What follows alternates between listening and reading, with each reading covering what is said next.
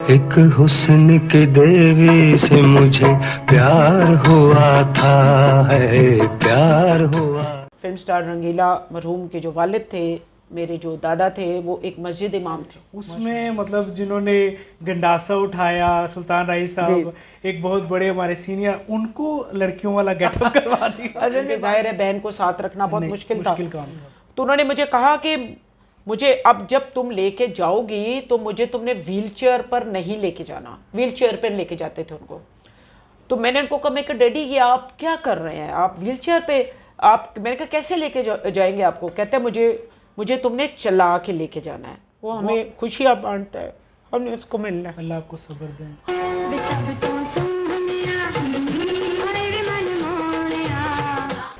अस्सलाम वालेकुम नाज़रीन, मैं आपका मेज़बान आमिर शाह आपकी खिदमत में हाज़िर हूँ।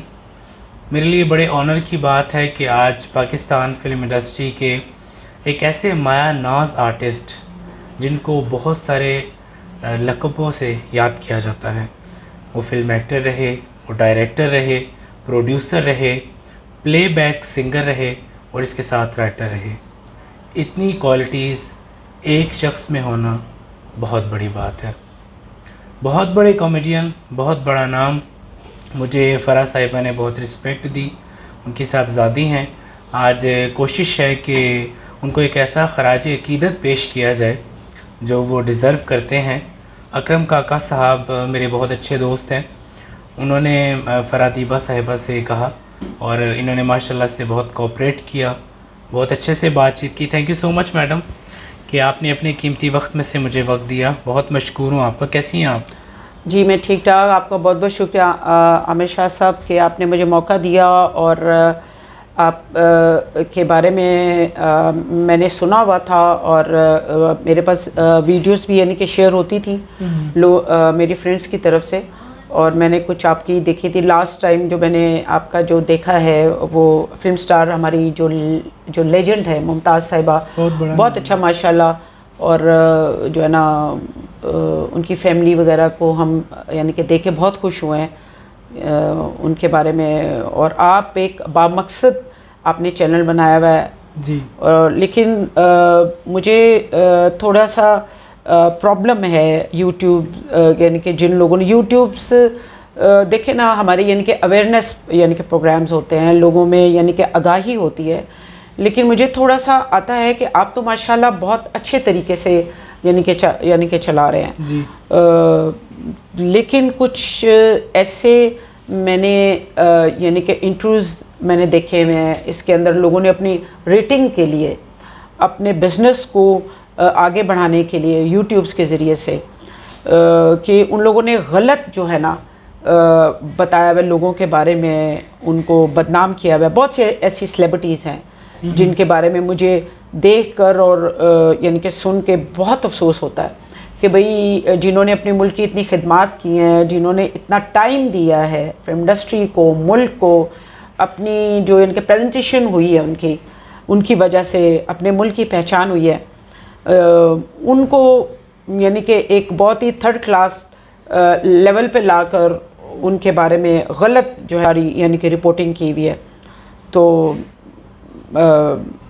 मेरे वालिद साहब, हम लोगों की जो अभी तक जो इंटरव्यूज़ हैं वो जो सही वाली इंटरव्यूज़ जैसे अभी आपका है जी, और इसी तरह जिसमें हम लोग मौजूद हैं या मेरा भाई मौजूद है या फिल्म इंडस्ट्री के लोग जो कि मेरे वालिद साहब के बारे में बात कर रहे हैं, वो वाली जो यूट्यूब्स में जो इंटरव्यूज़ हैं या मैं उसमें मौजूद हूँ, वो हैं असल। इसके अंदर सारी चीज़ें हैं। जैसे अब ये हमारे ताहिर सरवर मीर साहब, बहुत बड़ा नाम है सहाफ़त में, उन्होंने एक बहुत ज़बरदस्त इंटरव्यू बनाया हुआ है। और हमारे गांव में जहाँ से हम लोग बिलोंग करते हैं, we are belong to tribal area. हम लोग पारा चनार सदा डूगर वाली साइड पर मेरे वालिद साहब की पैदाइश हुई थी, वो उनका गांव था।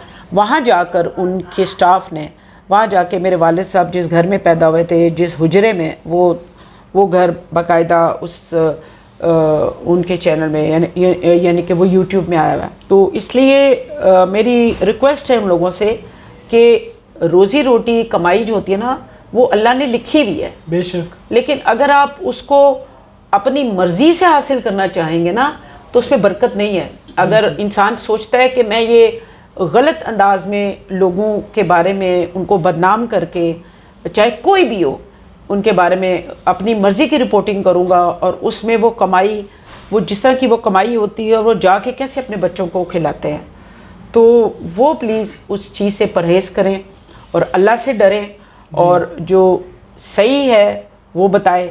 और जो हमारे लेजेंड्स हैं, चाहे वो किसी भी फील्ड से ताल्लुक़ रखते हो, उनको बदनाम ना करें, रिस्पेक्ट करें। मैं यहाँ पे एक बात को बताना चाहूँगा कि फ़रा दीबा साहिबा से मेरी, वैसे मैं तकरीबन कोई काफ़ी देर से बैठा हूँ, ऐसे लग रहा है हम जो है मुद्दत से एक दूसरे को जानते हैं और हमारी पहली बार ये मुलाकात है और माशाल्लाह बहुत पोलाइट और बहुत अच्छी शख्सियत है। मैं सोच रहा था कि जब मेरी मुलाकात फ़र्स्ट टाइम होगी तो वो कहते हैं फ़र्स्ट इम्प्रेशन इज़ लास्ट, तो बहुत अच्छा लगा इनसे मिलके। तो इन्होंने बताया कि वो डिप्रेशन का शिकार हो गई थी जब उन्होंने इस तरह की वीडियोस देखी अपने वालिद साहब के हवाले से। तो ज़ाहिर है जो बच्चे वालिदैन के बहुत क्लोज़ होते हैं, जिन्होंने उनका टाइम देखा होता है, तो वो टेंशन का शिकार हो जाते हैं। तो खुदारा ऐसी वीडियोस ना फैलाएं जिनका कोई सर पाँव नहीं है या फिर जिसके लिए आपको अवेयरनेस नहीं है। इस तरह की वीडियोस ना बनाएं क्योंकि जो उनके बच्चे हैं वो बहुत ज़्यादा इस चीज़ को बुरा समझते हैं और जो है जी वो तकलीफ़ होती है। क्योंकि देखिए, रंगीला जो नाम है, मोहम्मद सईद खान रंगीला एक नाम है, एक एकेडमी की हैसियत है उनकी, और उन्होंने ज़िंदगी में जिस शोबे में भी पाँव रखा कामयाबियाँ हासिल की। बेशक। और इतनी उन्होंने शोहरत, लोग उनसे प्यार करते हैं और लोग उनके बारे में अच्छा सुनना चाहते हैं, अच्छा देखना चाहते हैं। यानी कि एक मैंने वीडियो मेरे पास आई और मुझे लोगों ने भेजा कि यूट्यूब की है, उसके अंदर वो बंदा क्या बता रहा है, पता नहीं वो कौन है, जो कि इस तरीके से कमाई अपनी बना रहा है यूट्यूब में रेटिंग के लिए। उसके अंदर वो ये बता रहा है कि रंगीला जो है वो अपनी बेटी के घर में रहता था। खुदारा, तुम लोगों को खुदा का खौफ नहीं है कि इतना बड़ा आदमी और इतना जो सबसे बड़ी बात खुदारी जो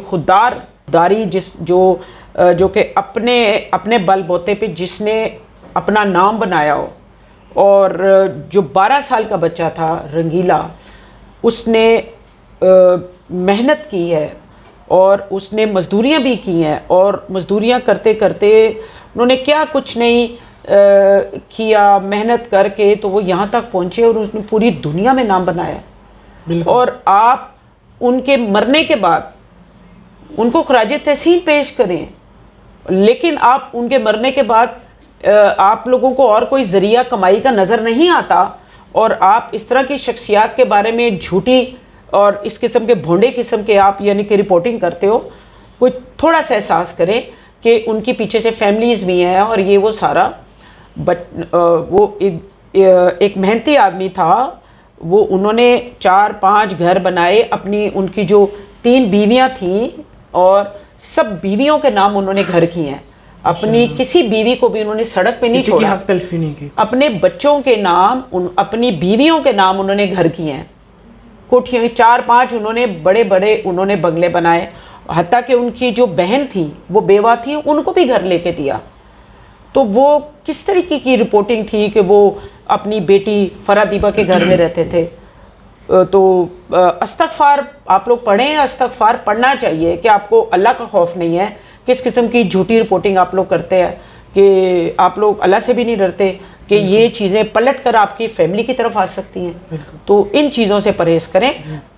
आपकी जो रोटी है वो अल्लाह ताला ने लिखी हुई है, बेशक लिखी हुई है, वो अल्लाह ताला ने रोटी आपकी लिखी हुई कि आपने कैसे, आपको किस तरह पहुँचनी है। बिल्कुल। लेकिन अगर आप इस तरीके से करेंगे तो ये बड़े अफसोस की बात है।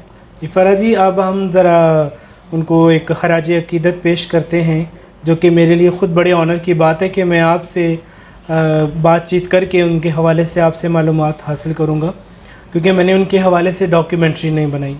टू बी ऑनेस्ट अगर बात करूँ तो मैं आर्टिस्टों के, अगर वो हयात हों तो उनसे मिलता हूँ, अगर वो नहीं होते तो उनके बच्चों को अप्रोच करता हूँ या फिर किसी ऐसे शख्स को अप्रोच करता हूँ जो उनके बहुत क्लोज़ हो। मैं कभी भी रैंडमली कोई काम नहीं करता। तो सबसे पहले तो सभी लोग जानते हैं, दुनिया का बच्चा बच्चा जानता है कि उनका असली नाम क्या था। जी, मैं इसीलिए आपके साथ बैठकर बहुत फ़ख्र महसूस कर रही हूँ, और आपको मैं इंटरव्यू और अपनी फैमिली के बारे में, अपने वालिद साहब के बारे में जो रियलिटी है, जो हक़ाइक़ है, वो मुझे फ़ख्र हो रहा है कि मैं आपके साथ बैठी हुई हूँ। बहुत शुक्रिया। ऐसे चैनल्स होने चाहिए जो कि अवेयरनेस, और हमारी जो लेजेंड्स हैं जो कि इस दुनिया में हैं या नहीं हैं, और तो उनको आप उनकी जो खिदमात हैं उनको उजागर कर रहे हैं, और ये बहुत बड़ी खिदमत है। बिल्कुल, बहुत शुक्रिया। मेरे जो वालिद, उनके बारे में अगर डिटेल में जाएं तो बहुत वक्त दरकार है, बहुत। और वो एक एकेडमी है रंगीला। बिल्कुल। तो उनका जो असली नाम है वो सईद खान। सईद खान फिल्म्स में आने के बाद उन्होंने नाम को तब्दील किया। वो उनका ये जो नाम है, ये इन्होंने डिक्शनरी में देखा था। हर रंग वो ज़िंदगी में भरना चाहते थे, सब कुछ सीखना चाहते थे, तो इसलिए उन्होंने अपना नाम रंगीला खुद ही जी तखल्लुस की। जी। और पैदाइश उनकी ट्राइबल एरिया में हुई है। हम लोग ट्राइबल एरिया से बिलोंग करते हैं। पड़ा चनार सदा डोगर एक गांव है, उस कबीले में मेरे वालिद साहब की पैदाइश हुई थी। और वहाँ पर कुछ, आपको पता है, पहाड़ी इलाकों में और इधर उधर जो ट्राइब्स में यानी कि कुछ प्रॉब्लम्स होती हैं, लड़ाई झगड़े, दुश्मनियाँ वगैरह। तो उस बिना पर जो है ना, दादा मेरे जो कि लोगों को नहीं पता, जो फिल्म स्टार रंगीला मरहूम के जो वालिद थे, मेरे जो दादा थे, वो एक मस्जिद इमाम थे माशाल्लाह। और उनकी लिखी हुई एक हिकमत की किताब भी है जो कि आज भी वहाँ पर मौजूद है, और हम उसको लाना भी चाहते हैं। मैं उसको लाना भी चाह रही हूँ अपने पास, ताकि वो उनकी निशानी है हमारे दादा की। तो गांव में जब मैं जाऊँगी तो वो मैं लेकर आऊँगी। तो दादा जो थे वो मस्जिद इमाम थे, और एक जो है ना, वालिद साहब जब वहाँ से निकले, दादा फौत हो चुके थे, दादो फौत हो चुकी थी। तो दो ये भाई थे और एक बहन, और एक भाई की तो रास्ते में डेथ हो गई थी, वो ऑलरेडी बीमार थे। एक बहन और एक भाई, मेरे वालिद साहब और मेरी पुप्पो, वो माइग्रेट होके वो उनको जो है ना इधर आ गए थे, वो अपने रिश्तेदारों के साथ यहाँ पर, ये पेशावर माइग्रेट हुए थे। जी, फिर वहाँ इन्होंने रहे, वहाँ पे कुछ फैमिली यानी कि रिलेटिव्स वहाँ रहे, और क्योंकि जिन हालात से वो वहाँ निकले थे, वहाँ पे अपनी जायदाद, अपनी ज़मीनें और अपनी इनके बाग हैं वहाँ पर, इनका वहाँ पे गंदम है, सारा कुछ है, मेरे वालिद साहब का आज भी है। लेकिन वो फैमिली वाले उसको बाद में उसको यानी कि लुक आफ्टर करते रहे। और फिर उसके बाद आहिस्ता आहिस्ता जैसे जैसे टाइम गुजरता गया, तो मेरे वालिद साहब जो है ना वो लाहौर की तरफ आए, और वहाँ पर फिर ये अंदरून शहर हमारा जो रंग महल साइड पर, लोहारी जो हमारा अंदरून शहर, लाहौर का जो अंदरून शहर है, वहाँ पर उन्होंने रहे। और फिर आहिस्ता आहिस्ता टाइम गुजरने के साथ साथ उनके दिमाग में क्रिएटिव, क्योंकि वो क्रिएटिव इंसान थे, 12 साल की एज में वो यानी कि यतीम हो गए थे, अकेले बेसहारा, सब कुछ होने के बावजूद, पीछे सब कुछ था, आज भी है, लेकिन वो फिर उन्होंने अपनी पहचान कि मैंने कुछ करना है, मेरा तो कोई है ही नहीं जी। फिर इस तरह फिर उन्होंने अपनी स्ट्रगल स्टार्ट की थी। जी वो बहुत एक, इसके बिहाइंड भी एक बहुत बड़ी स्टोरी है जो आपने आज सुनाई है, बहुत सारे लोग जानते भी होंगे जो उनसे क्लोज थे। तो आपको डेट ऑफ बर्थ याद है उनकी? जी, वो 1 जनवरी 37 में। और कुछ जगहों पे लिखा हुआ है कि वो जो है किसी और शहर में पैदा हुए, तो आज उन्होंने आपने क्लैरिफाई कर दिया कि वो किस शहर में पैदा हुए थे। जी जी जी, ठीक है, आपने आज ये कंफर्म कर दिया। कुछ जगहों पे निंगरहार अफगानिस्तान लिखा हुआ है जी। हम लोग अफगानिस्तान से नहीं है, हम लोग पाकिस्तान से हैं, और वो बॉर्डर लगता है वो हमारा जो पारा चिनार, अगर आप जाके अगर आप यानी कि सर्च करें नेट पर, तो वहाँ पर सदा है, सदा डोगर, वहाँ के हम यानी तो कि पठान फैमिली से। जी जी, पठान। हम लोग मसूजी कबीले से ताल्लुक़ रखते हैं। मसूजी जंगजू अच्छा, खौफनाक। तो सबसे पहले जो उन्होंने काम किया, उन्होंने किस तरीके से किसी को अप्रोच किया, और क्या उनको स्ट्रगल करनी पड़ी? कुदरती, कुछ लोगों को ना कुदरती तौर पर गॉड यानी कि वो गॉड गिफ्टेड चीज़ें होती हैं, और वो क्रिएटिव आदमी थे, उनके अंदर स्किल्स थी, यानी कि वो सीखने को ना जो चीज़ वो सोचते थे ना उस काम के पीछे पड़ जाते थे। और शुरू में तो वो किताबें, मेहनत मजदूरी वगैरह करते रहे बहुत ज़्यादा। वक्त गुजरने के साथ साथ बहन तो पेशावर में ही उनको रिश्तेदारों के यहाँ यानी कि छोड़ दिया और ख़ुद वो लाहौर आ गए, क्योंकि जाहिर है बहन को साथ रखना बहुत मुश्किल काम था। तो वक्त गुजरने के साथ साथ उन्होंने जो है ना वो पेंटिंग, जो बोर्ड्स होते हैं, बिल बोर्ड्स, वो उन्होंने बनाना चाहिए। और उनका कोई उस्ताद नहीं था पेंटिंग में, उन्होंने खुद ही सारा कुछ, वो क्रिएटिव थे, अल्लाह ताला की तरफ उनको दादात सलाहियतें थी। उन्होंने वो बनाए बोर्ड बना के, यानी कि वो उनको कहा जाता था और वो फिर वो बनाते थे, ऑर्डर पे आते थे। फिर वक्त के साथ साथ फिर उन्होंने किताबें बेची, फिर उन्होंने बॉडी बिल्डिंग की तरफ आए। तो बॉडी बिल्डिंग की तरफ आए तो वहाँ पर वो हमें बताते हैं कि जब मैं आया स्टेज पर, तो जब मैंने अपना जो है ना वो स्टार्ट किया बॉडी बिल्डिंग का जो होता है सारे एक्शंस, तो लोगों ने हंसना शुरू कर दिया। तो कहते मैं बड़ा परेशान कि मैं बड़ी मेहनत की है और मैंने इतना वो सारा जो है ना वो स्ट्रगल करके अपनी स्ट्रगल की है, अपनी ट्रेनिंग की है, तो लोग मुझे देख के हंस रहे हैं। खैर वो जब वक्फा होता है तो पीछे जाके अपने उस्ताद को कहते हैं कि मैं जो है ना वो जब कोई एक्शन लेता हूँ बॉडी का तो लोग हंस पड़ते हैं। तो कहते हैं कि मेरे ख्याल से कि तुम ऐसा करो कि तुम्हारे नसीब में ना लोगों को हंसाना लिखा हुआ है, कोई खुशी वाला कुछ काम ढूंढो कि लोग तुम्हें देख के खुश हों। अच्छा, तो तुम कुछ इस तरीके से। तो वो कहते हैं कि मैं कुछ इस अंदाज में कुदरती तौर पे ऐसे, यानी कि मैं एक्शन करता था कि लोग हंस पड़ते थे। खैर आहिस्ता आहिस्ता वक्त के साथ साथ किताबों की तरफ आए, किताबें बेची, मेहनत मजदूरियाँ की, यानी कि जो भी काम किया मेहनत से किया, रोटी खाई मेहनत से की। खैर वो तो हादसाती आए ना पीछे से, अपना सारा कुछ छोड़कर। बहरहाल उन्होंने अपने आप को संभाला। फिर जब टाइम गुजरने के साथ साथ तो वो उन्होंने किसी ने कहा कि आप इस तरफ आओ, एक्टिंग की तरफ आओ, और ये तुम्हारे अंदर कुछ चीज़ें हैं ऐसी कुछ नज़र आ रही हैं। खैर उनको किसी ने बताया कि ये स्टूडियो है सब्ज़ाज़ार। अब सब्ज़ाज़ार और रंग महल का कितना फासला है अगर जाया जाए।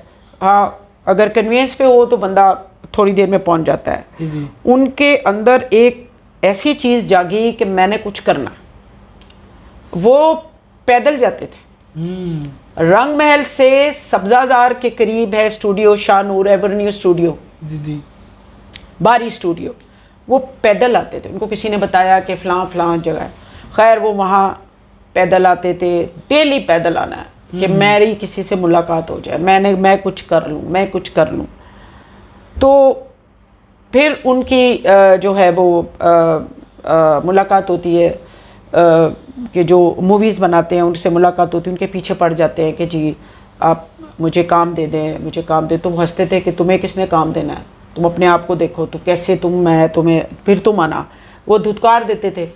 वक्त गुजरने के साथ साथ इन्होंने बस एक ठान ली थी कि मैंने काम लेना है, मैंने ये काम करना है।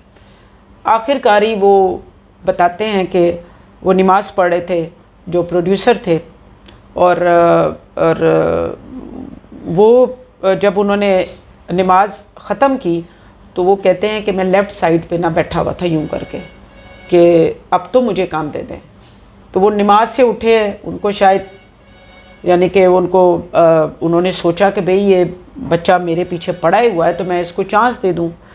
उनको पहला चांस मिला, एक छोटा सा वो पागल का रोल था और वो बहुत अच्छा उन्होंने उसके अंदर उन्होंने परफॉर्म किया। कौन सी थी? ये थी आई थिंक जट्टी थी, आई थिंक जट्टी मूवी। हाँ जी। तो उसमें जो है ना उन्होंने ये रोल अदा किया और फिर आहिस्ता आहिस्ता टाइम गुजरने के साथ साथ उनको एक्स्ट्रा रोल्स की तरफ जो है ना वो आते चले गए। और फिर उनको यही एक्स्ट्रा रोल्स में रहे, छोटे छोटे रोल्स उनको मिलते रहे। फिर वक्त के साथ साथ वो थोड़ा सा आगे बढ़े, थोड़ा सा इनके प्रमोट हुए और फिर उनको मूवीज़ में काम मिलना शुरू हुआ। लेकिन वो पैदल आते थे इन सारे कामों के लिए, यानी कि उन्होंने आना है, उनको पता था कि मैंने करना है। और ये तो एक बताने की बात है ना, जो ये स्ट्रगल उन्होंने की है बहुत ज़्यादा, वो बहुत स्ट्रगल थी। पहली बार जिस फिल्म में वो प्रोमिनेंट हुए या जी, फिर जी। जिसमें हाईलाइट हुए, जी, जी। जिससे उसकी हाइप क्रिएट हुई है, वो कौन सी फिल्म थी? देखिए उनकी जो है वो जो स्टार्ट हुआ था ना, उनका स्टार्ट वाली ही जो एक्स्ट्रा उनका छोटा सा रोल था, वो ही बहुत उसमें हाईलाइट उसी हुए, में, तो फिर हाँ, आगे बढ़े ना। जी, जी। फिर जाहिर है कि फिर लोगों ने उनको पसंद किया, प्रोडक्शंस जो थी जिनकी, फिर आहिस्ता आहिस्ता वो आगे बढ़े। फिर जब वो अपनी मूवीज़ की तरफ, फिर उन्होंने प्लान किया कि जब उन्होंने कमाना शुरू, अपनी मूवीज़ की तरफ आए, फिर उन्होंने कहा कि मैं अपनी फिल्म बनाता हूँ। फिर अंकल मुनव्वर ज़रीफ़ हयात थे, बहुत बड़ा नाम मुनव्वर ज़रीफ़, और वो उनकी बहुत अच्छी दोस्ती थी उनके साथ उनकी। और वो कभी उन्होंने स्क्रिप्ट पढ़कर, यानी कि डायलॉग्स उन्होंने जो लिखा होता स्क्रिप्ट, उसको देख के उन्होंने कभी नहीं बोला। फिल्बदी जब आमने सामने वो दोनों खड़े हो जाते थे तो यानी कि वो करते थे। अच्छा, उसके बाद जो है उन्होंने अपनी मूवीज़ स्टार्ट की, और उसमें में उन्होंने फिर कामयाबियों के, यानी कि माशाल्लाह दौर आ गया उनका। फिर उन्होंने, आप सोचें कि ये बताने में वो चीज़ समझ नहीं आ सकती जो उन्होंने, जो 12 साल के बच्चे ने जो स्ट्रगल की है, जहाँ से वो स्टार्ट हुए हैं, कि वही बच्चा, यानी कि वो कहते थे कि जो खुद एतमादी है ना, खुद एतमादी यानी कि जो वो कामयाबी की पहली और आखिरी सीढ़ी है। आपको एतमाद अपने ऊपर होगा कि आप कुछ कर सकते हैं, आपने ये करना है। अगर आप उसमें सही मेहनत नहीं करेंगे या दिलचस्पी नहीं लेंगे तो आप उस चीज़ में कामयाब नहीं हो सकते। वो सिर्फ बस वक्त गुजारी वाली बात है। उन्होंने वो सारी चीज़ें वो अपने दिमाग में रखी कि मैंने कुछ बनना है, मैंने कुछ करना है, और वो अपनी फील्ड से मोहब्बत करते थे, अपने जो वो करना चाहते थे उस सोच से मोहब्बत करते थे। फिर एक वक्त आया, वो बच्चा 12 साल का मोहम्मद सईद रंगीला, मोहम्मद सईद जो रंगीला बने, उन्होंने writer, director, producer, as a comedian, hero, और ये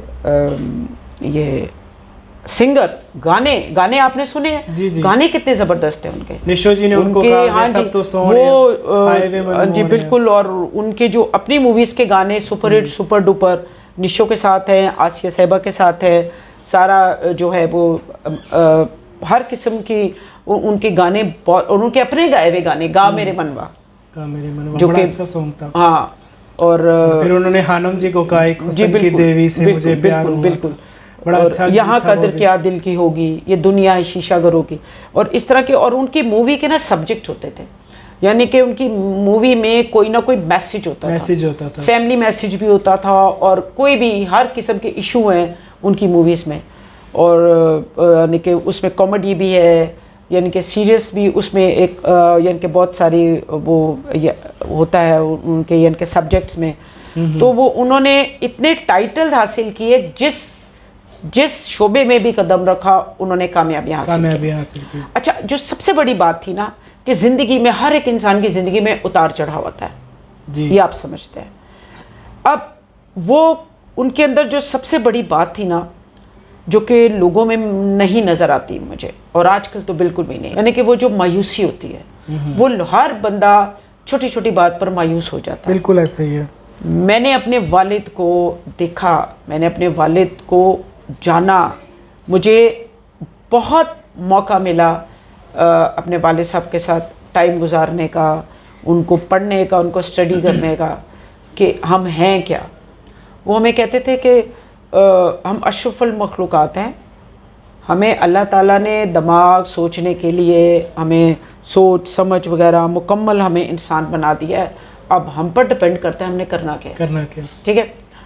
तो मेरे वालिद साहब का जो सबसे खूबसूरत जो बात थी ना, कि वो जो अल्लाह की जो नेमतें हैं और रहमतों से बहुत मोहब्बत करते थे, और सब, यानी कि एक तो बहुत ही खुदातर एक वाक़या बड़े मज़े का है, जो कि मैं अपने वालिद साहब से मोहब्बत करने वाले लोग जो हैं और उनको बताना चाहती हूँ कि ये वो शख्स हैं, मैं उनकी बेटी हूँ, मैं कुछ भी नहीं हूँ, मैं कुछ भी नहीं हूँ, मैं कुछ भी नहीं कर सकी अपने वालिद साहब के लिए, उनके नाम के लिए कि मैं कुछ आगे कर सकूँ। जितना कर सकती, जितना अभी तक मैंने किया है वो मैंने अभी कुछ भी नहीं किया। वालिद साहब ने, मैं क्योंकि मैं पॉलिटिक्स में हूँ, 2001 की बात है, तो मैं काउंसलर बनी। तो मैं फ़ोन करती थी और मैं कहती थी जी मैं काउंसलर हूँ और मैं रंगीला की बेटी हूँ, मेरा ये काम करें, मेरे इलाके में ये प्रॉब्लम है, सीवरेज सिस्टम प्रॉब्लम है, लाइट्स चाहिए, ये चाहिए। अब लोग मुझे डैडी का नाम सुन के तो लोग मुझे फ़ौरन काम करते थे, वालिद साहब का नाम। काउंसलर्स की तो आपको पता है बहुत ज़्यादा काउंसलर्स, तो 2001 में जब रोड मैप तैयार हुआ था लोकल बॉडीज़ का, तो काउंसलर ही काउंसलर्स थे, नाज़म ही नाज़म थे। तो अब मेरे वालिद साहब ने सुन लिया, मेरे वालिद साहब ने कहा कि रंगीला की बेटी तो तुम हो, तो फ़रहत दीबा की पहचान कैसे होगी, तो तुम बेटा अपनी पहचान करवाओ, अपनी पहचान करवाओ। खैर वक्त गुजरने के साथ साथ मैंने पॉलिटिशियंस को देखा कि बहुत ज़्यादा, और ये बहुत बुरी बात है, मैंने भी ये काम किया जो मैं बताना चाह रही हूँ कि अगर किसी को कोई काम होता है, वोटर्स फिरते, आपने किसी को वोट डाला है और आपको उस पॉलिटिशियंस, उस MNA MPA काउंसलर से काम है, तो आप उनके घर के बाहर जाते हैं, तो आपको मैं कह दूंगी कि जी मैं तो घर पे नहीं हूँ, ठीक है। मुलाजम आएगा, वो MNA MPA का मुलाजम आपको कहेगा वो जी साहब घर पे नहीं है, तो अक्सर औकात ऐसे होता है नहीं मिलते।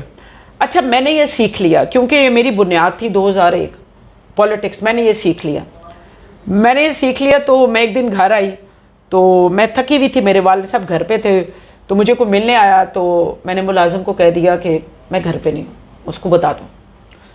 वो मेरी कमबख्ती आई हुई थी, और ये समझने की बात है, वो मुलाजिम ने जाके उस आदमी को कह दिया कि मैडम घर पे नहीं है। मेरे वालिद साहब घर पर थे, उन्होंने ये बात सुन ली कि मैंने मुलाजिम को कहा है कि मैं घर पे नहीं हूँ। मेरे वालिद साहब, मुझे नहीं पता क्या हुआ है, मेरे वालिद साहब गेट की तरफ चले गए, और उस आदमी, वो आदमी पैदल वापस जा रहा था, तो मेरे वालिद साहब ने उसको आवाज़ दी, भाई साहब वापस आए। अब वो आदमी वापस आया, वो आदमी वापस आया और उसने कहा कि खैरियत है, आप आए थे हमारे घर, कोई मसला था? उन्होंने कहा जी मैं मैडम से मिलने आया था, मैडम फ़रहत दीबा से मिलने आया था, मेरा कोई मसला था, तो वो मैं हेल्प लेने आया था। तो कहते फिर क्या हुआ, मिली आपको? कहते नहीं, वो तो मुलाजिम ने कहा है कि वो घर पे नहीं है। कहते भाई साहब मेरी बेटी ने झूठ बोला है, वो घर पर है। अच्छा, और आपकी शामत आ गई। मैं, यानी कि वो, आप सोचें कि किसी पॉलिटिशियन को, कि जब वो उनके वोटर्स को जब पता चलता है, मैंने तो रोना शुरू कर दिया। अच्छा, आमिर साहब मैंने रोना शुरू कर दिया, मैं रो रही हूँ, डैडी हंस रहे हैं, यानी कि डैडी मुझे देख के हंस रहे हैं और मैं रो रही हूँ। मैंने कहा अच्छा। उसको अंदर बिठा दिया और कहते जाओ मिलो। मैं कहा डैडी मैं उसके सामने कैसे जाऊँ, आपने तो मेरी पॉलिटिक्स का बेड़ा कर दिया, आपने तो मेरा कख नहीं छोड़ा, मेरी सियासत तबाह, मेरा नाम, मैं काउंसलर। अब वो हंस रहे। खैर मैंने कहा अब हंस रहे, आपने मेरी इतनी बेइज्जती करवा दी है, मैं आपकी बेटी हूँ, मैं आपकी औलाद हूँ। कहते बेटा ये तुम्हारी पहली और आखिरी गलती होनी चाहिए। उन्होंने मुझे क्या बताया? कहते बेटा ये जो लोग हैं ना, ये जो आप जिस मुकाम पर हैं, आपको पता है कि आपकी कितनी बड़ी खुशकिस्मती है कि अल्लाह ने आपको चुना है इंसानियत की खिदमत के लिए। बिल्कुल। और आप अपनी जो किस्मत से भाग रही हैं, आपकी किस्मत में लिखा हुआ है आप इंसानियत की खिदमत करें, आप अपनी किस्मत से भाग रही हैं। उफ, मेरे तो उस रोंगटे खड़े हो गए उनकी बात से कि ये डैडी क्या कह रहे हैं मुझे। कहते बेटा वो पता नहीं किस मुसीबत में आया और आज आप उसको फेस करेंगे, आप मिलेंगी। और मैं गई और सोचे मेरा क्या हाल हो रहा होगा। और वो मैं बस अब वो बात, वो दिन मैं नहीं भूल सकती। और मैंने वो सीखा, वो मेरी बुनियाद थी। मुझे किसी पॉलिटिशियन ने कुछ नहीं सिखाया, मैंने किसी लीडरशिप से कुछ नहीं, वो मेरी बुनियाद थी कि खिदमत क्या है। पॉलिटिक्स देखें, आप पॉलिटिक्स करें, जिस काम के लिए आए हैं वो तो करें। बिल्कुल। जिस काम के लिए वोट हासिल कर रहे हैं वो तो करें। बिल्कुल ऐसा ही है। तो मैंने फिर उन साहब का काम किया और वो दुआएं देकर मुझे चले गए। उसके बाद मुझे यूँ लगा जैसे मेरे अंदर एक एनर्जी सी आ गई। मैंने काम कोई नहीं कुछ सीख लिया। और मैं जो है वक्त के साथ साथ मेरा टाइम, और फिर लेकिन काम तो मैंने सीख लिया कि पॉलिटिक्स है क्या। जिसके पास सोशल वर्क नहीं है, जो सोशल वर्क नहीं कर सकता, जो खिदमत नहीं कर सकता, वो कहाँ का पॉलिटिशियन। बिल्कुल। अगर सिर्फ जेबें भरनी है तो वो आप जाके डकैतियाँ करें, डाकू बने। बिल्कुल। अगर आप पॉलिटिक्स में सिर्फ इसलिए आए हैं तो आपको पॉलिटिक्स में आने की ज़रूरत नहीं है, आप डकैतियाँ करें, आप अपने गैंग बनाएं और जाके डकैतियाँ करें। बिल्कुल। सियासत में आके क्यों सियासत को बदनाम कर रहे हैं।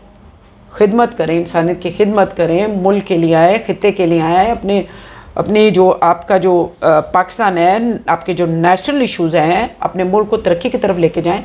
लेकिन हमारी बदनसीबी है कि हम लोग बेहिस हैं, हम लोग नहीं करते। मेरे बहरहाल, लेकिन सीधा काम करने के लिए मुश्किलात बहुत हैं, मुखालफत बहुत है। मैंने बहुत मुखालफत ली, बहुत जी। और वालिद साहब की क्या, खैर पॉलिटिक्स को छोड़ें जी, थोड़े उनकी फिल्म्स के हवाले से बात करते हैं। देखिए, उनकी फ़िल्म थी रंगीला, जिसमें निशो साहिबा बड़ी प्रोमिनेंट हुई और बहुत अच्छी फिल्म थी। दिल और दुनिया एक फिल्म थी, उसमें आसिया बेगम ने अंधी लड़की का किरदार अदा किया था, जो कि एक सुपरहिट फिल्म थी। इसके अलावा फिर उनकी एक फ़िल्म थी इंसान और गधा, उसमें उन्होंने एक बड़ा अच्छा मैसेज कन्वे किया था। और फिर उसके बाद इनकी एक फ़िल्म थी कुबड़ा आशिक, जिसके हवाले से बहुत सारी खबरें, बहुत सारी जो है ना बातें चलती रहीं। तो इसके पीछे क्या वजह थी, थोड़ा अगर आप बताएं कि वो ना चल सकी। वैसे तो उनकी इतनी सुपरहिट फिल्में 600 से ज़्यादा असल में वो उन्होंने वो नॉवेल्स बहुत ज़्यादा पढ़ते थे और ख़ुद भी यानी कि क्रिएटिव थे, ख़ुद भी स्टोरीज़ उनके दिमाग में चलती रहती थी। वो बस उनका एक सब्जेक्ट था जो है कि वो एंथनी क्वीन की एक मूवी थी, Anthony Quinn, Hunchback of Notre Dame. जी। तो वो उसको उन्होंने थोड़ा सा वहाँ से उन्होंने वो उसको किया था, वो वहाँ का सब्जेक्ट उठाया था। तो कि वो यानी कि असल में डैडी का जो किरदार था ना, वो बहुत बड़ी मूवी थी और बहुत पैसा लगाया था उस दौर का। और आज का आप यानी कि करोड़ समझ लें, उस दौर में जो लगा था, बहुत नुकसान। असल में रंगीला जो था ना, वो पब्लिक उनको सुनना चाहती थी, लोग उनका एक इम्पैक्ट पड़ गया था कि ये हमें खुशियाँ बांटते हैं। उसमें डैडी शुरू से लेके आखिर तक जो है ना वो डिसेबल बने, पब्लिक रोते रहे, यानी कि पब्लिक रोती रही है। बस थोड़ा सा ये थोड़े से मामलात थे और वो बोले भी नहीं पूरी मूवी में।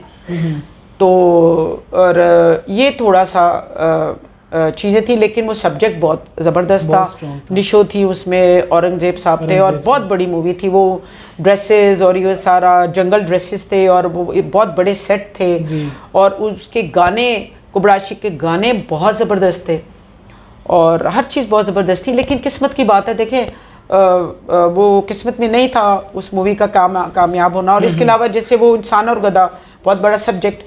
तो वो जो एक आज भी मैं कहती हूँ कि वो मैसेज, अगर मैं कहूँ आपके जो व्यूअर्स हैं कि जो वो, बल्कि वो यूट्यूब्स में चल भी रहा है, सोशल मीडिया में लोगों ने डाला भी हुआ है कि मेरे वालिद साहब का जो इंसान और गधा का जो एक सीन है कि वो सामने वो खड़े हैं और वो ना सामने जो पब्लिक बताई हुई है कि सामने, यानी कि जो वो गधे हैं, यानी कि उनका एक मैसेज है। और उसमें एक डायलॉग था रोटी कपड़ा मकान का।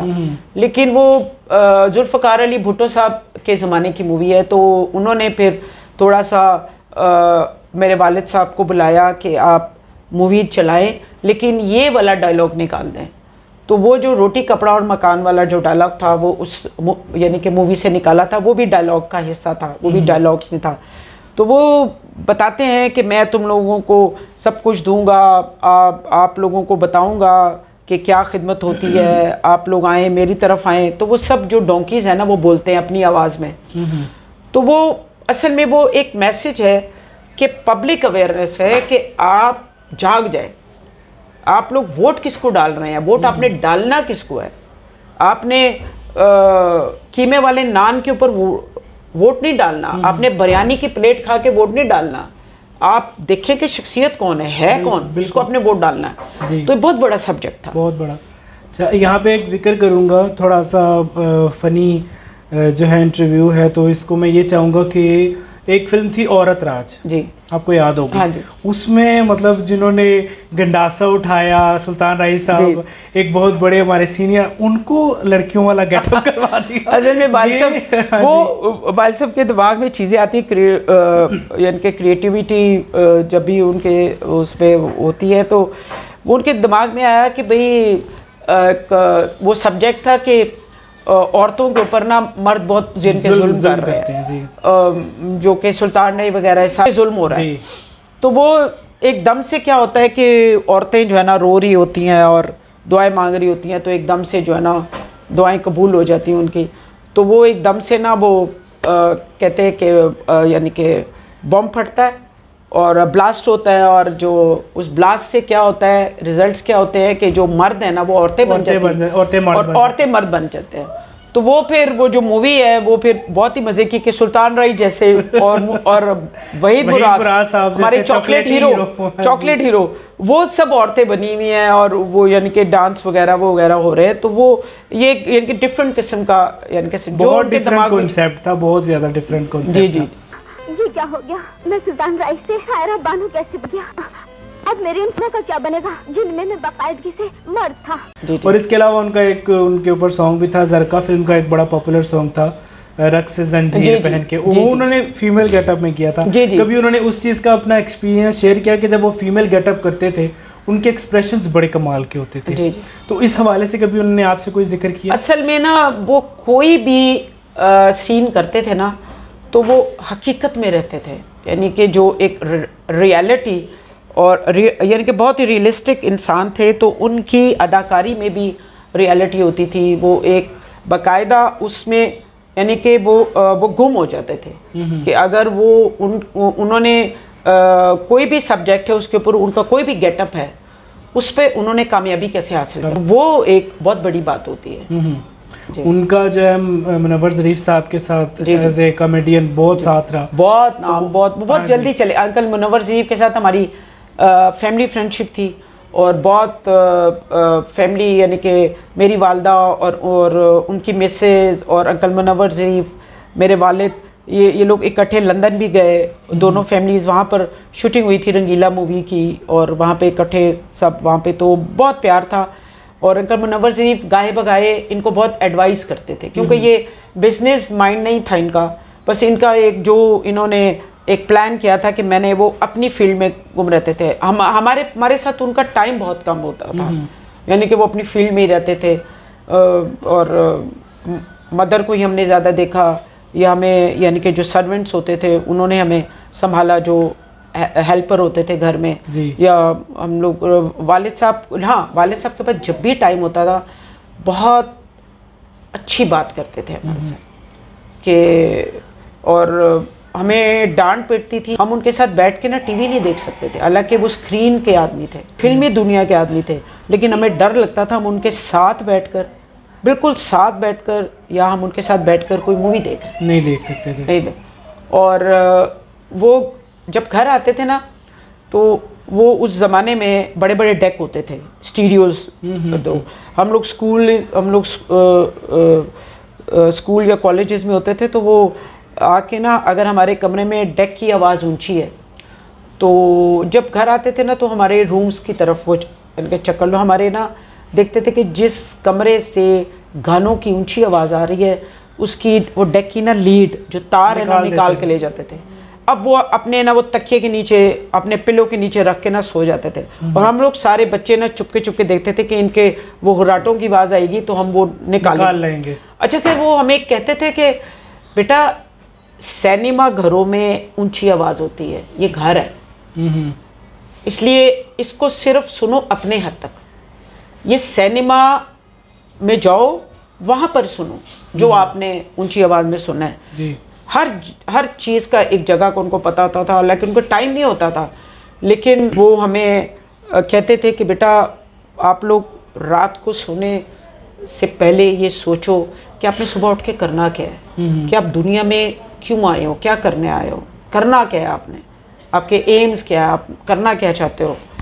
और लेकिन यह है कि हर कोई रंगीला, अब मेरे बहन भाई हैं, मेरे भाई हैं, तो मेरे एक भाई ने कोशिश की थी आने की मूवीज़ वगैरह, लेकिन वो हर कोई रंगीला नहीं बन सकता।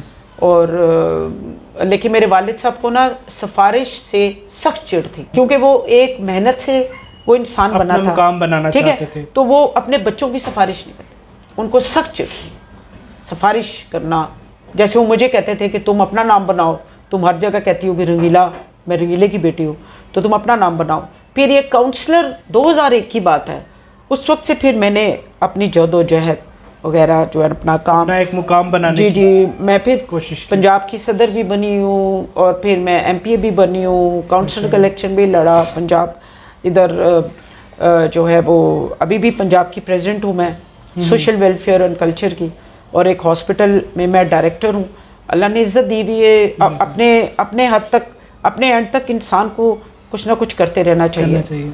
तो माशाल्लाह आपने बताया कि जैसे आपकी 3 वालदाएँ थी, तो सबसे पहली जो आपकी वालदा थी, उसके बाद फिर 2 और उन्होंने, उनकी मिसेस थी, तो आपके बहन भाई कितने हैं ये बताइए। हम लोग बहन भाई, अच्छा मुझे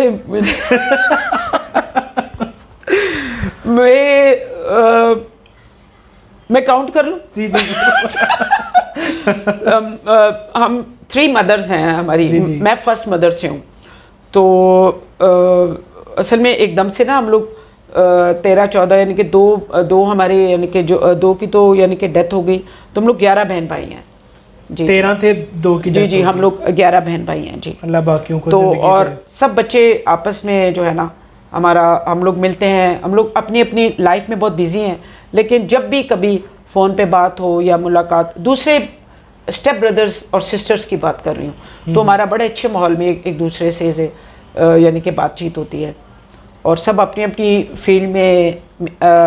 मैं पॉलिटिक्स में, मेरी बड़ी बहन जो कि अब जो रंगीला, फिल्म स्टार रंगीला मरहूम की जो सबसे बड़ी औलाद, वो बेटी है जो कि यहाँ से वो LLB करके गई है जी, और जो है, और वहाँ बाहर अमेरिका फिर मेरे वालिद साहब ने पढ़ने के लिए भेज दिया, वहाँ पे वो CPA है, यहाँ पे चार्टर्ड अकाउंटेंट होते हैं, वहाँ पर वो एक गवर्नमेंट पे, वहाँ के जो लोकल गवर्नमेंट वहाँ पर वो CPA है, सीनियर ऑडिटर है गवर्नमेंट के। तो और एक मेरी बहन एक स्कूल में कोऑर्डिनेटर है, मेरा एक भाई मिस्टर पाकिस्तान, एक भाई एशियन बॉक्सर, एक भाई ब्लैक बेल्ट, और बाकी बिजनेस वगैरह करते हैं। बाकी ये फिल्म इंडस्ट्री वाली साइड पर कोई बहन, कोई भाई, कोई भाई नहीं है। हाँ जी, फिल्म इंडस्ट्री में कोई बहन है ना कोई भाई है जी। बस मैं हूँ एक्टिव, मैं हूँ पॉलिटिक्स में, मैं यहाँ एक्टिंग कर रही हूँ, यानी कि मैं समझती हूँ कि मेरी 25 साल की जो जो एक्सपीरियंस है वो पॉलिटिक्स में, तो उसमें मैं समझती हूँ कि हम बहुत बड़े फनकार हैं। बिल्कुल। हम जिस तरह आवाम को अपनी तरफ वो राग़ब करते हैं, जिस तरह हम लोगों से वोट लेते हैं, और जो भी हम लोग करते हैं, तो हम लोग फ़नकार हैं, यानी कि फ़नकार ही है ना कि हम लोग जिस तरीके से हम लोग एक्टिंग ही है ये, और क्या। अच्छा फ़रा जी, आप ये बताएं कि जो उनका आखिरी टाइम था वो आपके साथ गुजरा, मोस्टली आप उनके साथ रही, हॉस्पिटल्स वगैरह में हो गया, आप उनके साथ, तो कैसा उनके साथ आखिरी टाइम गुजरा, ज़रा एक्सपीरियंस शेयर करें हमारी ऑडियंस के साथ। हाँ, ये बहुत सारे वाक़यात हैं और ये मेरी खुशकिस्मती है और ये रिकॉर्ड पर मौजूद है कि ये कोई कहने की बात नहीं है कि वालिद साहब के साथ, मैं डैडी के साथ मुझे शर्फ हासिल हुआ। तो वालिद साहब का जो एक जो हॉस्पिटल में जो मेरा टाइम गुज़रा ना, वो अगर मैं आवाम को बताती हूँ आज, अगर आवाम को बता, जो आवाम यानी कि मेरे ख्याल से कि मेरे वालिद साहब को हर तबका प्यार करता है, हर फर्द प्यार करता है। जिस तरह की उनकी आज भी जब उनका नाम लोग लेते हैं तो लोगों के चेहरों पे मुस्कुराहट आती है। इससे बड़ा कोई सदका जारी, इससे बड़ी कोई कामयाबी है? जी बिल्कुल, इससे बड़ी कोई कामयाबी नहीं है। बिल्कुल। मेरे वालिद साहब जब हॉस्पिटलाइज थे ना, तो उनकी लंग्स, उनका लिवर और उनके किडनीज डैमेज, यानी कि वो मुझे ना जेलर ने फ़ोन किया, एक मुझे जेल से फ़ोन आया, एक जेलर थे, तो उन्होंने मेरा नंबर अखबार से लिया। तो उन्होंने कहा कि हमारा एक कैदी है जिसको मौत की सज़ा सुनाई गई है, उसने अखबार में पढ़ा है कि रंगीला की किडनीज ख़राब है। अच्छा। तो उन्होंने मुझे कहा कि वो उसको फांसी होनी है और वो दुनिया से जाने से पहले अपनी किडनी रंगीला को देना चाहते। क्या बात है। तो मैं तो रो पड़ी ना, मेरी जो हालत थी। तो मुझे पता था कि उनको किडनी उनका ट्रांसप्लांट नहीं हो सकता, कि उनके लंग्स और लिवर भी इशू था। लंग्स और लिवर, उनका हार्ट भी प्रॉब्लम था, उनके एक इशू नहीं थे चीज़ें, उनका काफ़ी बहुत ज़्यादा प्रॉब्लम्स थी मेडिकली। तो इसकी वजह से, लेकिन मैं कहती हूँ कि लोगों की मोहब्बत देखें मेरे वालिद साहब, लेकिन उनको किडनी नहीं लग सकती थी। तो उन्होंने कह दिया था, ये कितनी बड़ी बात। जी जी। कौन कहता? वो उस कैदी ने कहा, पता नहीं अल्लाह ताला उसकी किस बात पर, हमें नहीं पता कि अल्लाह ताला किस बात से खुश हो कि किसको बख्श दे। बेशक। वो जिस कैदी को फांसी होनी थी और पता नहीं उसने क्या जुर्म किया था, क्या किया था, पता नहीं अल्लाह ताला उसकी किस अदा पर उसको माफ़ कर दे। बेशक। तो ये उन्होंने, उस कैदी ने मुझे, जेलर ने बताया कि वो कैदी अपनी किडनी देना चाह रहा है रंगीला को। तो बहरहाल किडनी तो नहीं लग सकती थी, लेकिन मैंने बहुत दुआएं दी उस कैदी को। और बाकी मैंने हॉस्पिटल में जो अपने वालिद साहब की ज़िंदगी देखी ना, तो मैंने उससे पहले कभी नहीं देखी। जो पब्लिक रिस्पॉन्स था, मुझे 3 या 4 ड्रिप्स लगी थी, यानी कि मैं इतनी वीक हो गई थी कि फादर को तो मैं अलहदा हैंडल कर रही थी, लेकिन जो पब्लिक का रेला था, जो सैलाब था, हर तबके के लोग, चाहे वो बिशप हैं, वो पादरी हैं, वो मौलवी हैं, वो स्टूडेंट्स हैं, फिल्म इंडस्ट्री के लोग हैं, पॉलिटिशियन हैं, डॉक्टर्स हैं, हर बंदा आ रहा है, हर बंदा वालिद साहब, और दूर दराज कि जी हम फलां शहर में रहते हैं, हम आए रंगीला को मिल। मैं वालिद साहब को जब दलिया या कुछ चीज़ें मैं उनको खिला रही होती थी ना, तो घरेलू फैमिली, मियाँ बीवी अंदर आए और उन्होंने आके कहा कि बेटा हम आपको देखते रहते हैं, वालिद साहब को खिलाती हैं, हमें मौका दें, हम खिलाएं। आप यकीन करें कि वो उस कपल ने, जो उसकी वाइफ थी, उन्होंने मुझसे प्लेट ले ली और मेरे वालिद साहब को खिलाना शुरू कर दिया। और उनके जो शौहर थे, उन्होंने वालिद साहब की टांगें दबाना शुरू कर दी। क्या बात है। ये मैंने देखा, मैंने उस वक्त ये देखा जो कि मैं भूल नहीं सकती। अल्लाह आपको सब। और उनके साथ जो अवाम की मोहब्बत, जो प्यार, जो मैं आज तक नहीं भूल सकती। और फिर लोग आते थे, लाइन पे खड़े होते थे, कहते कि जी हम फ़लाँ होटल में रह रहे हैं, हम स्टेशन वाले फ़लाँ होटल में रह रहे हैं, जी हम सिर्फ रंगीला की एक झलक देखनी है, हमने रंगीला की एक झलक देखनी है, हमने रंगीला को देखना है, वो हमें खुशियाँ बांटता है, हमने उसको मिलना है। अल्लाह आपको सब्र दें। खैर वो फिर टाइम ऐसा आया कि वक्त के साथ साथ जो है ना, उनकी हालत मज़ीद यानी कि बिगड़ती चली गई। तो एक ऐसा वाक़या है जो कि मैं चाहूँगी कि अगर गौर से सुना जाए और अमल करेंगे ना मेरे वालिद साहब से मोहब्बत करने वाले और आपके व्यूवर्स जी, तो वो ज़िंदगी पालेंगे। कि इंसान इस दुनिया में आया है तो उसको करना क्या चाहिए। मेरे वालिद साहब की यानी कि जो डेथ जो इनके जब वो फौत हुए हैं उससे कोई 10 दिन पहले की बात है, ये 10-15 दिन पहले की बात है। अच्छा, ठीक है। तो उन्होंने मुझे कहा कि जो वो डायलिसिस के लिए जब उनको लेके जाते थे ना डायलिसिस रूम में, तो ज़ाहिर है वो तो अपने रूम में होते थे ना बेड पर, तो उनको वो डायलिसिस के लिए दूसरे रूम में लेके जाया जाता था। तो उन्होंने मुझे कहा कि मुझे अब जब तुम लेके जाओगी तो मुझे तुमने व्हीलचेयर पर नहीं लेके जाना। व्हीलचेयर पर लेके जाते थे उनको। तो मैंने उनको कहा, मैं कहा डैडी ये आप क्या कर रहे हैं, आप व्हीलचेयर पे आप, मैंने कहा कैसे लेके जाएंगे आपको। कहते हैं मुझे तुमने चला के लेके जाना है, वॉक करनी है। मैं चल के जाऊंगा। अच्छा, मैंने उनको कहा, मैं कहा डैडी आप अपनी हालत देखें, क्या हुआ मेरी हालत को। अच्छा, उनकी लंग्स, लिवर और किडनीज तकरीबन ख़त्म हो गए। ठीक है। उनकी आवाज़ में इतनी गरज थी, उनकी आवाज़ से लगता ही नहीं था कि वो बीमार, यानी कि उनके अंदर खुद एतमादी, अपने अंदर कॉन्फिडेंस बहुत था। मैंने कहा डैडी मैं आपको कैसे पकड़ के लेके जाऊँ, वो स्टाफ आएगा आपको व्हीलचेयर पे बिठाएगा और जिस तरह आपका डायलिसिस होता है। कहते बेटा मुझे तकलीफ़ होती है। मैं कहा डैडी आपको चलने से तकलीफ़ होगी या आप व्हीलचेयर से तकलीफ़, आपको चलने से ज़्यादा तकलीफ़ होगी। कहते हैं बेटा आप नहीं समझ रहे हो, बेटा आप मेरी बात समझो, मैं आपको क्या, मुझे डांटा। मैं कहा डैडी प्लीज़ आप मुझे बताएं कि आप डायलिसिस के लिए जब आपके गुर्दे वॉश होने जा रहे हैं, जो आप हमेशा जाते हैं, तो आप क्यों व्हीलचेयर पे नहीं जाना चाहते, आप चल के क्यों जाना चाहते हैं।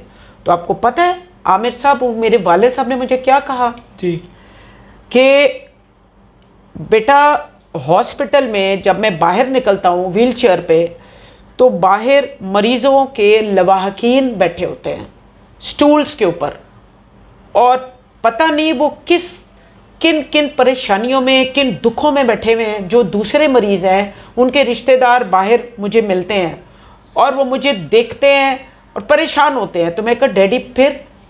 कहते बेटा मैं पैदा हुआ हूँ, मैं इस दुनिया में आया हूँ और मैंने कामयाबियाँ हासिल की हैं लोगों को खुशियाँ बांटने। उनकी खुशी व्हीलचेयर पर जा रही होती है तो वो मुझे देखकर और परेशान हो जाते हैं, मुझे देखकर लोग परेशान हो जाते हैं।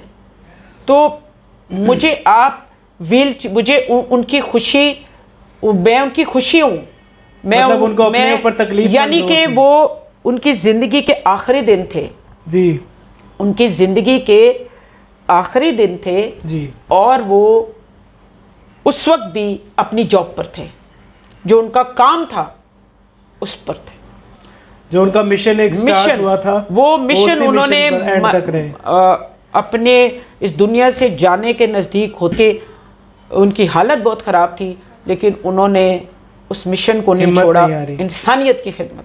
कि ये मुझे देख के तकलीफ़ में आ जाते हैं, मैं चल के जाऊंगा तो मुझे देख के खुश होंगे, मैं उनको कुछ किसी हद तक तो साथ दूं, मुझे देख के वो परेशान होते हैं तो मेरा नाम रंगीला है, लोग मुझे देखकर खुश होते हैं।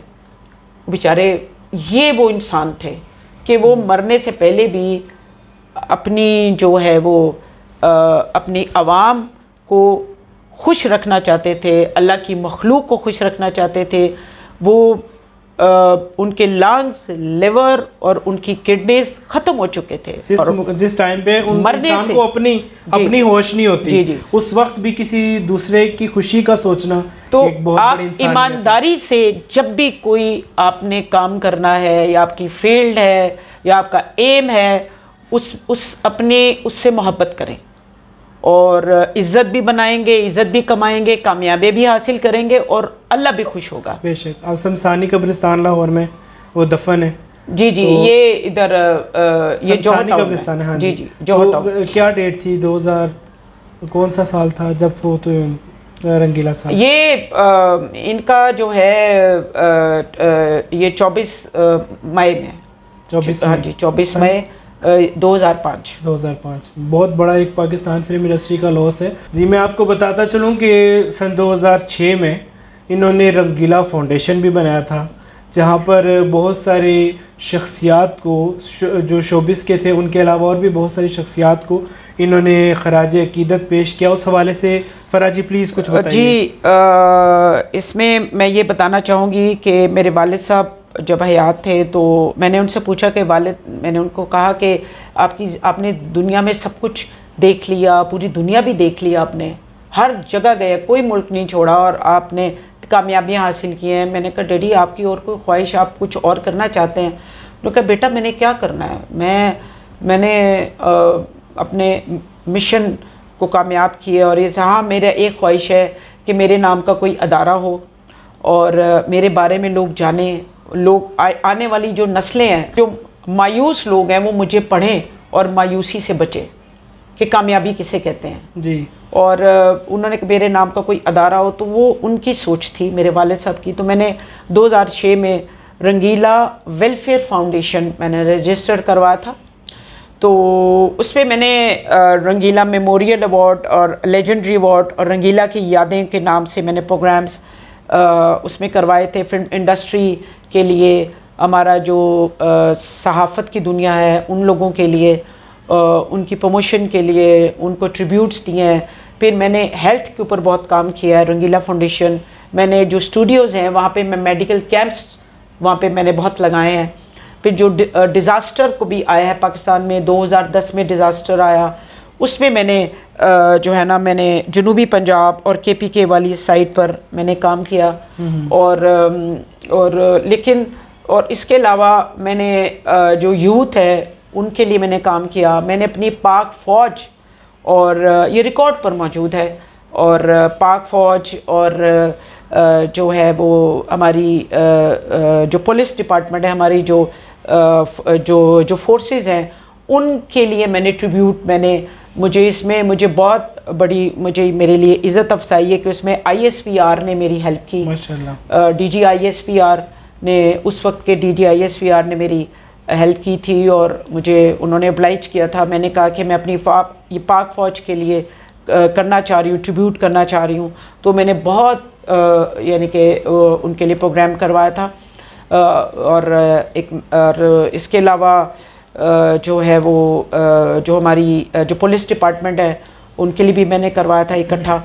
इसके अलावा अवेयरनेस के प्रोग्राम्स करवाए हैं हेल्थ के लिए। फिर बहुत सारे आर्टिस्टों के मैंने इलाज गवर्नमेंट लेवल पर, फिर मैंने बहुत सारा जो भी मैं फिल्म इंडस्ट्री के लिए करती रही हूँ एज अ MPA वो मैंने किया। मैंने फिल्म इंडस्ट्री का जो उनको ओब्लाइज करने के लिए, उनके बिज़नेस को ठीक करने के लिए, जब सिनेमास तबाह थे, जब पूरे पंजाब भर में 120 सिनेमा रह गए थे, तो मैंने सिनेमास का टैक्स माफ़ करवाया था गवर्नमेंट से, और ताकि वो कुछ कर सकें, आगे बढ़ सकें, टैक्स तो माफ़ हो।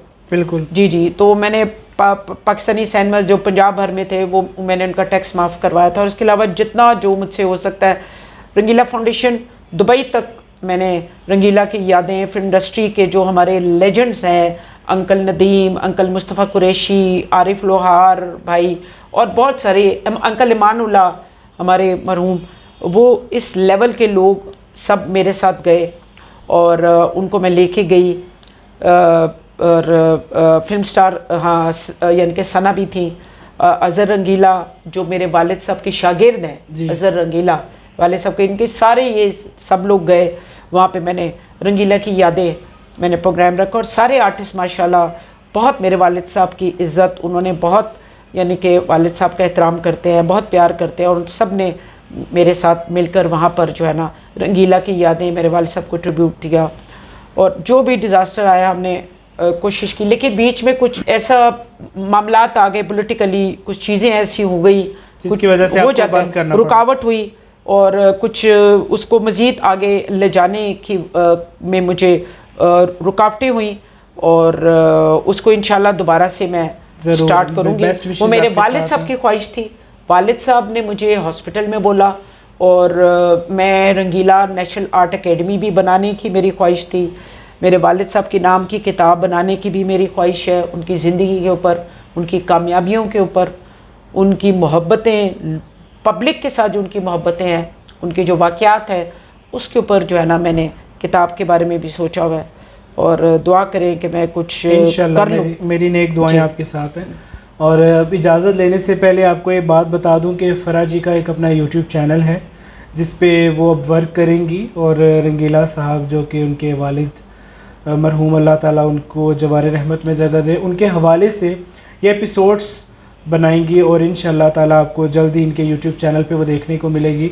मैं इनका यूट्यूब का जो चैनल है उसका लिंक आपको डिस्क्रिप्शन में प्रोवाइड करूँगा। फेसबुक पेज पे भी वर्क कर रही हैं, तो आप इनको ज़रूर सपोर्ट करें और इनके जो चैनल है उसको भी सपोर्ट करें।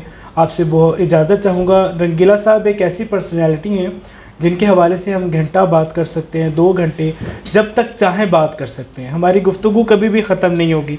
पर हमारे जो व्यूवर्स हैं, नाज़रीन हैं, उनसे इजाज़त चाहूँगा। आपका बहुत बहुत शुक्रिया, आपने अपना इतना और आमिर शाह साहब, मुझे बहुत खुशी हो रही है, आप जैसे लोग होने चाहिए। आप जैसे लोग यूट्यूब्स पे जो एक अच्छा यानी कि जो हमारे चाहे किसी भी फील्ड से ताल्लुक़ रखते हो, उनके बारे में जब अच्छी बात सुनी जाएगी, उनकी खिदमात को उजागर किया जाएगा, अवेयरनेस प्रोग्राम्स होते हैं, इतना अच्छा ये आमिर साहब काम कर रहे हैं। और मेरी दुआ है कि बहुत तरक्की करें। आमीन, और आमीन। आपके देखने वाले माशाल्लाह, और मैं उनको भी सलाम पेश करती हूँ। मेरे वालिद साहब की मग़फ़िरत के लिए दुआ करें। और बाकी एक मैसेज है कि जिनको कोई डायलिसिस का इशू है, कोई प्रॉब्लम है, किसी भी शहर में हमारे 7-8 ब्रांचेज़ हैं, तो ज़रूर आप रब्ता करें। आमिर साहब से भी रब्ता कर सकते हैं, हम फ्री डायलिसिस करते हैं। मैं डायरेक्टर हूँ, ऑलरेडी पहले बता दिया गया है। तो ये खिदमत है जो मैं अपनी तरफ से पेश कर रही हूँ। जी बहुत शुक्रिया। Thank you so much madam, खुश रहें। Thank you so much. अल्लाह हाफिज़।